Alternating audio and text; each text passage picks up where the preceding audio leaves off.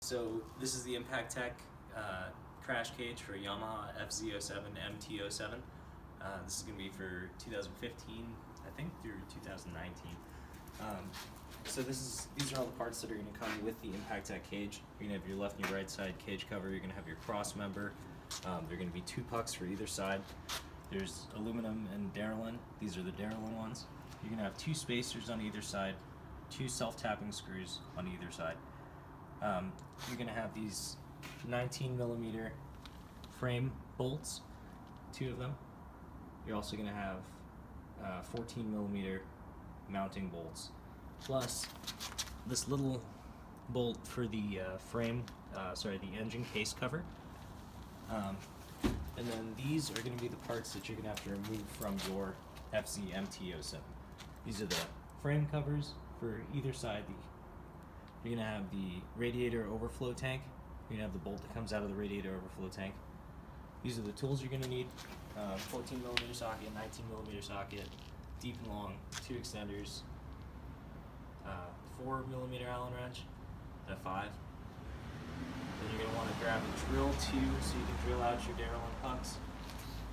And yeah, let's go ahead and get into it.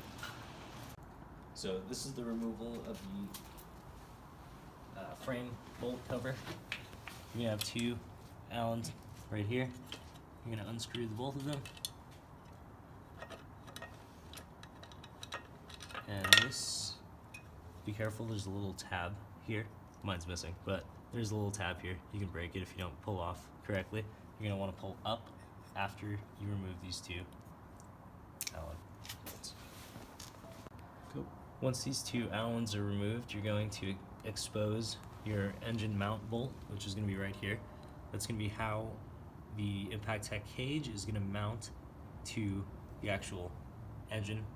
Also, with these points up here at the front, there are 2 bolts that just sit in there. You can take the factory ones out, go ahead and remove all the spacers, make sure there's nothing in there. So we can go ahead and install the cage. What you're going to be doing here is you're going to be removing the coolant overflow tank for your radiator, and you're going to be relocating it. So it's mounted right here with a little Allen head again.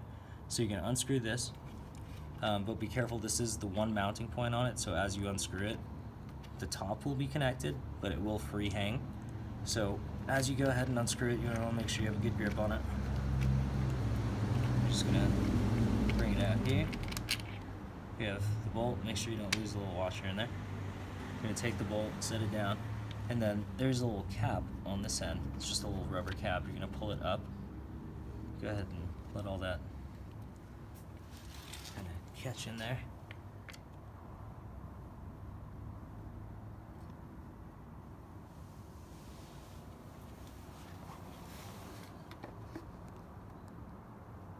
Now that we're good to go there, there are going to be 2 little tabs that are holding this line in place. I've already removed mine, but this is the upper here. It's already open. It's a little T-tab. And then there's a lower one down here. That one's fairly easy to open. Just be careful, be gentle with it, take your time. So go ahead and keep this hose turned up so you don't dump out your coolant. You're going to want to run this hose up and over your actual frame bolt, because you're going to be relocating your reservoir.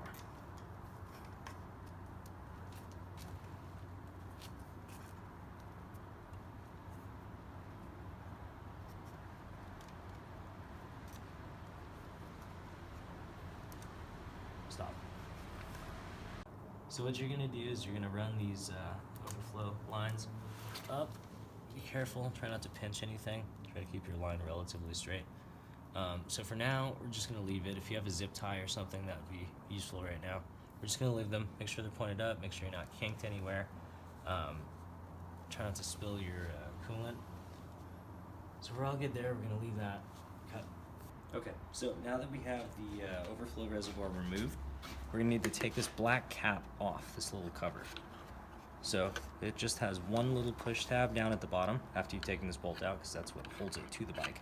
It has one little push tab at the bottom. We're going to go ahead and remove that. Just get a small screwdriver. Good, remove the push tab.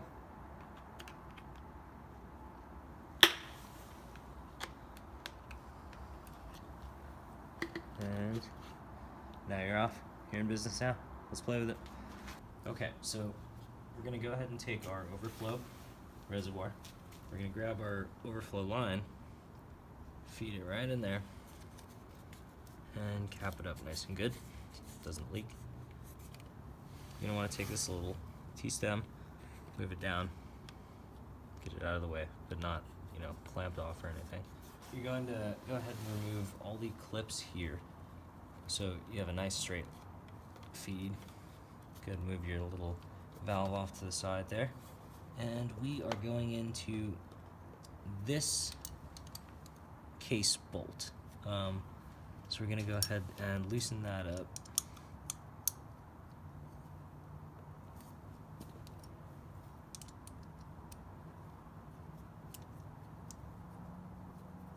You're going to want to put the spacer that was provided in your Impaktech kit up along the case. You're going to want to use the longer bolt that was provided. Take the longer bolt, feed it through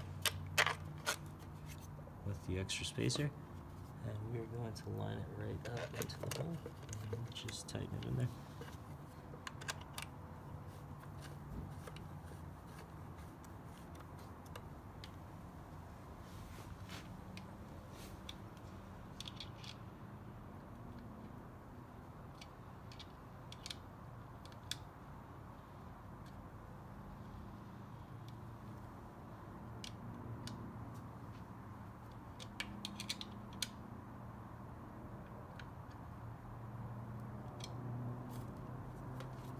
So you're going to need your zip tie here. You're going to come down to the coolant overflow tank. You're going to run it through this hole here, up around one of your frame mounts there. You're just going to take it, and for now you're just going to loosely secure it so it's held in place there. Not too tight, you want to have some play. Okay, so now that we've got this secured, now that we've got the radiator overflow secured up here, we're going to move back to our frame bolt here, our engine frame bolt. You're going to go ahead and remove it. So this is why we remove these frame bolt covers. Swing arm cover is because we need to expose this bolt. So you're probably going to want to have one hand on either side of the bike for this. It's already pre-loosened, so this should be pretty easy, hand tight, but it won't be initially. So it's going to be two 14s. Unscrew it. You're not going to use this nut on the end, nor are you going to use this bushing. So you can go ahead and remove those. You can leave the bolts in for now, and you're going to grab your two Impaktech plates. You're going to have a long plate and you're going to have a short plate. The long plate is going to have one non-threaded side and one threaded side. The short plate is going to have two threaded sides. So for the left side of the motorcycle that we're standing on right now, we're going to use the shorter plate with two threaded ends. So we're going to go ahead and remove the frame bolt on the other side. We're going to just make sure that it feeds into our short plate. There is a side that is capped and a side that is ready to thread in. So you're going to want to make sure you use the right side. So it has a little indent around the hole. So you're just going to make sure it feeds in nicely.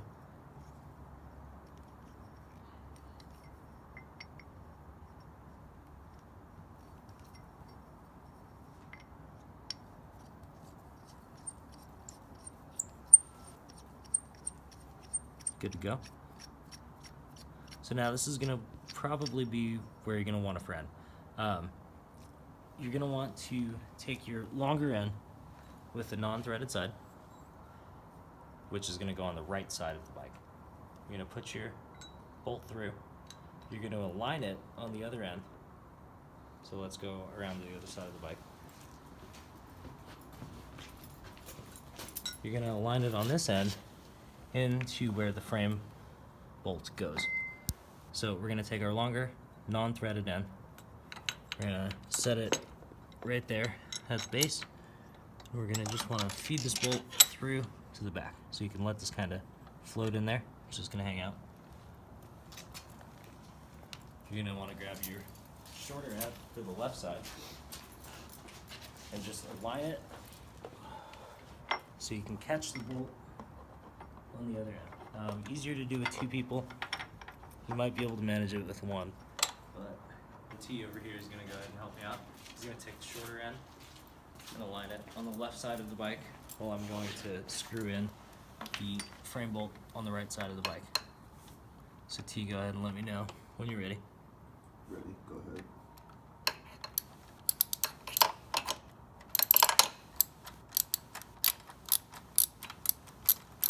So you're going to want to make sure that you don't go too tight on this initial section. You want to have some slack as you're tightening this in, just so that way you can move it around as you're actually lining up the cage.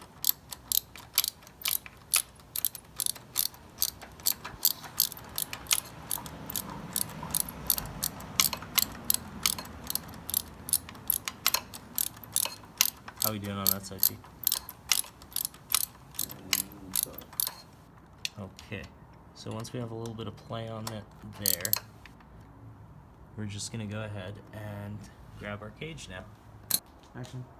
Okay, so you're gonna take your right side of the cage, you're gonna go ahead and align it with the engine bolt here, and then you're gonna align it with what you just set up as far as the plate goes on the rear engine mount bolt.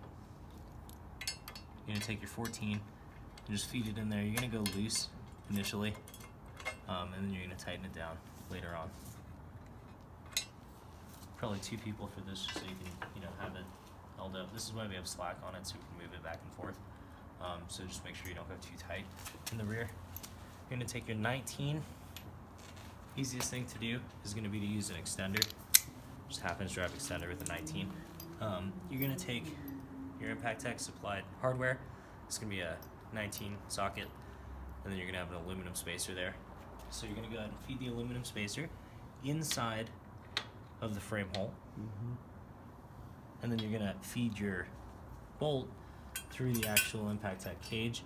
This part is a little tricky, so just kind of feel it around, but eventually you'll pop through the back of it. You're gonna go ahead and feed it into the aluminum spacer that you just popped into the frame. You're gonna go ahead and start trying to catch that screw into the frame.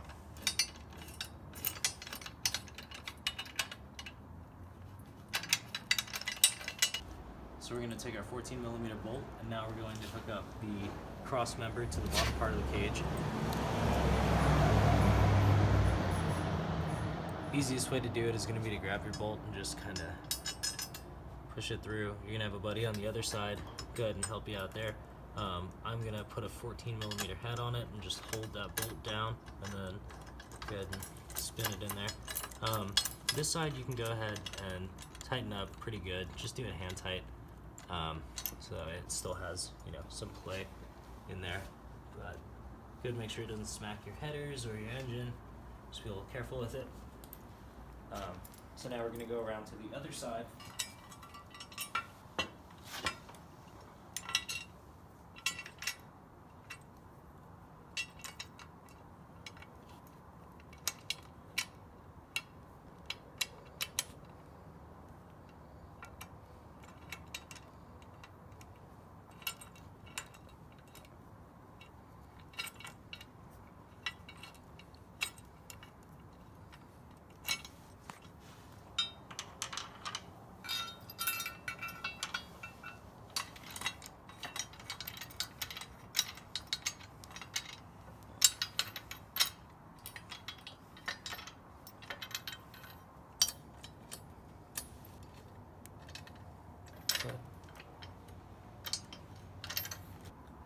So once you have the cage all on, you're going to just tighten everything down, make sure it looks good.